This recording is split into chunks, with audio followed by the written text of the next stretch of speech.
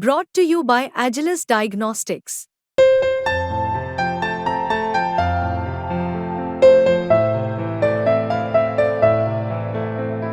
Agilus Diagnostics.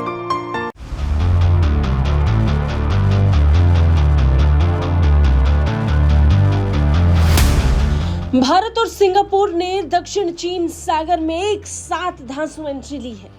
Singapore, जिसकी बढ़त से पहले ही चीन को सबसे ज्यादा खतरा था, उसके साथ भारत ने एक के बाद एक जबरदस्त डील्स की शुरुआत कर हड़कंप मचा दिया है।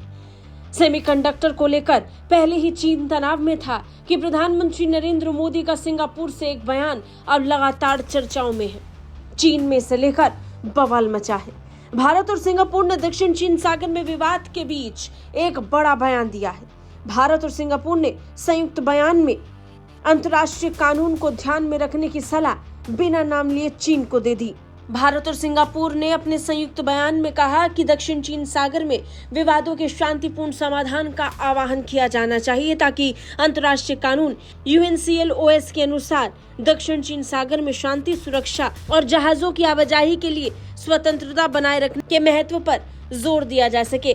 प्रधानमंत्री मोदी की सिंगापुर यात्रा के दौरान दोनों देशों की तरफ से संयुक्त बयान जारी किया गया। भारत सिंगापुर द्वारा जारी किए गए संयुक्त बयान में कहा गया कि समृद्धि और सुरक्षा के बीच संबंध को रेखांकित करते हुए नेताओं ने दक्षिण चीन सागर में सुरक्षा और नौवहन की स्वतंत्रता को बनाए रखने और बढ़ावा देने के महत्व की पुष्टि की। साथ ही बल प्रयोग या धमकी का सहारा लिए बिना अंतर्राष्ट्रीय कानून, विशेष रूप से 1982 के संयुक्त राष्ट्र समुद्री कानून सम्मेलन के अनुसार विवाद का शांतिपूर्ण समाधान निकालने का प्रयास होना चाहिए। अब ये जाहिर है कि दोनों देशों की तरफ से जारी किया गया ये बयान किसके लिए था। निश्चित तौर पर सिंगापुर और भारत का निशाना चीन की तरफ था। चीन, जो दक्षिण चीन सागर में दादागिरी दिखाने से बाज नहीं आ रहा, वही चीन जो लगातार साउथ चाइना सी में तनाव को बढ़ा रहा है, उसी चीन के लिए भारत के प्रधानमंत्री का ये संदेश था। सिर्फ सिंगापुर ही नहीं, इससे पहले प्रधानमंत्री नरेंद्र मोदी ने ब्रुनेई से भी ऐसा ही बयान जारी किया। ब्रुनेई से भी बिना नाम लिए प्रधानमंत्री नरेंद्र मोदी ने कहा कि शांति और स्थिरता जरूरी है।